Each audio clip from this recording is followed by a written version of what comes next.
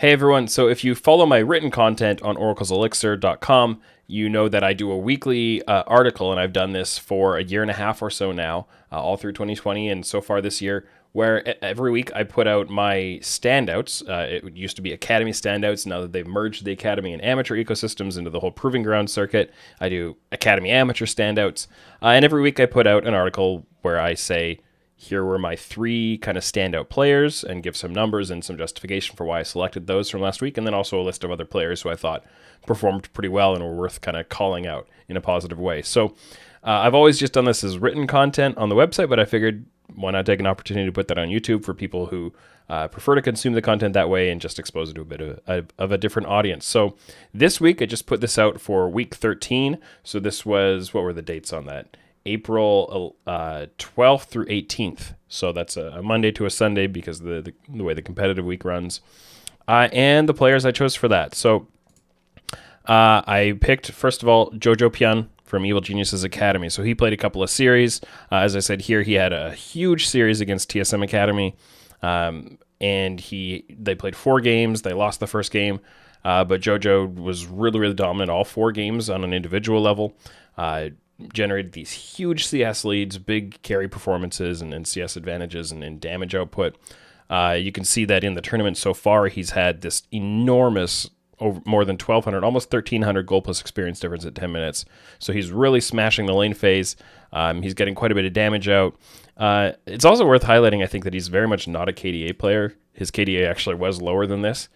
He's willing to take a lot of risks and kind of throw his body into plays, and I think that's actually a very positive thing. As long as he's not, inting, which over time he's cleaning that up. So I was impressed with his play last week. I especially liked the game against Cloud9 Academy. It was a loss, but he was the set in a set to Leah combo with contracts. Made a lot of big plays. Also made some missed plays, but again, that was just a game that is an example of him having the instincts, I think, to make plays and needing to sometimes clean up the execution. And just more time with him is going to improve that more and more. King is another player. He was on the standouts the previous week, and he is again this time.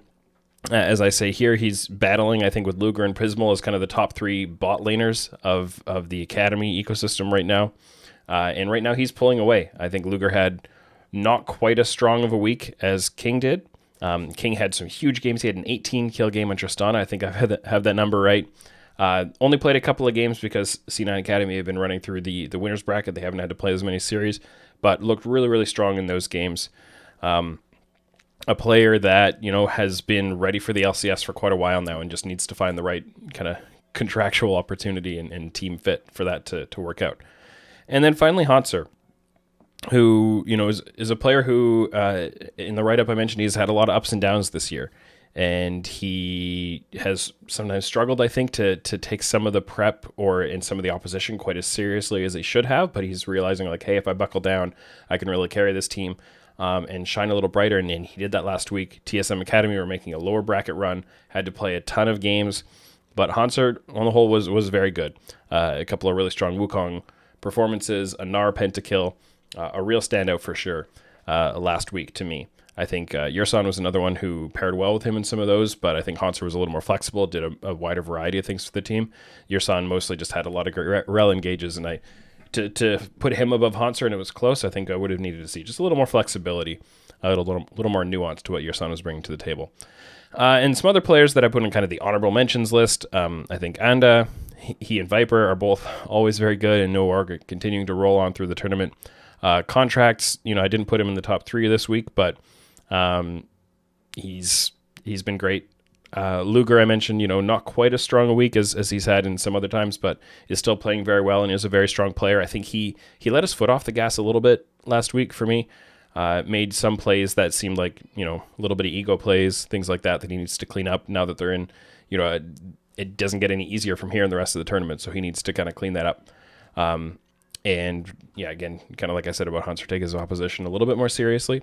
Prismal, sorry, I skipped NXI here. NXI is one, I think, FlyQuest, they kind of made a resurgence, especially with the Arena of Legends tournament, and a lot of people came out of that saying, hey, FlyQuest are one of the teams like actually contending at the top of Academy.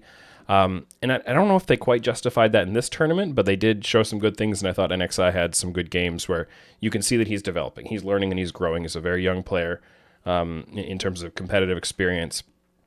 and it's starting to click and it's getting there, and he's really cleaning up his play a lot and improving, and I liked what I saw from him. Prismal is one of the other players I mentioned who's kind of in that conversation of strong bot laners in the academy kind of ecosystem, and again did some very strong things. Golden Guardians failed to advance. They're out of the tournament now, but Prismal, I think I thought coming into this year he was pretty close to ready for an LCS spot. I think he's continuing to show that and continuing to improve. So I'm hoping to see him break into the LCS at some point. I don't know exactly when that'll be, but was pretty happy with what I saw from him last week. And then I already mentioned Yersan, mentioned Viper, as he and Anda are the strongest top jungle duo in the Proving Ground circuit. So those are the players who stood out to me in week 13. Coming up this week, we have the final 4 of Proving Ground Spring. So we'll see who emerges from that and shows up in the article next week. So stay tuned.